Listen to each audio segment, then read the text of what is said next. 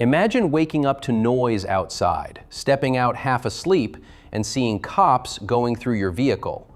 No warning, no calm explanation, and it looks like there's no warrant in sight. Then the second they spot him, the whole thing explodes. Watch the full clip first, then we'll break down what officers can legally do around a vehicle with no plate or unclear registration, and what the homeowner did right, and what was risky once the confrontation started. As you watch, listen for three things: why they say they're on the vehicle, whether they're treating it like a tow impound situation, and the exact moment this turns from a conversation into a detention. What's the name and badge number, sir? Why you got my car door open, sir? I'm Officer Cobble, Police Department. Why did you go in? Why did you illegally go in my car, sir? I didn't illegally. You did. My door's open. I didn't open it, sir. Okay. So badge number. 1755. 1755. I'm going to explain it to you. My name's Officer Cobble, Police Department. Where's the plate that's supposed to be on the car? Why did you go in my car? That's what I'm explaining to you. I'm asking you a question now. So, where's the plate that's supposed to be on the truck? It's on there. It's registered with the state of Michigan. So I just want to know why you went in my car. I'm going to take you to jail in a second. Is it registered with the state You of going to Michigan? take me to jail for what, Yes. sir? Because I'm asking you questions, you're not answering me. This is your truck. Hold on. What law says I have to answer any questions? Is that registered?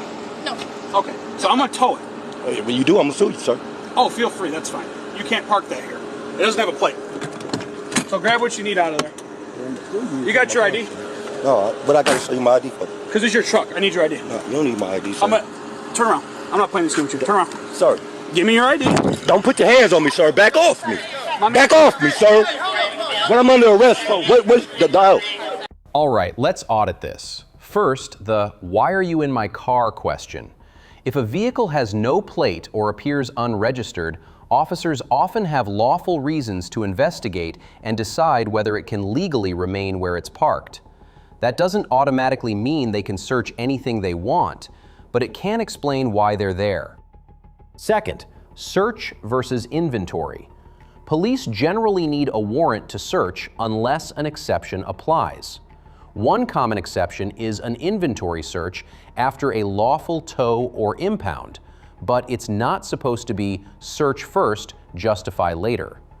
The real legal question is whether this was already a legitimate tow process under policy, or whether it looked more like fishing before the tow decision. Third, the homeowner's choices. Asking for badge numbers and demanding an explanation is fair, and recording is smart.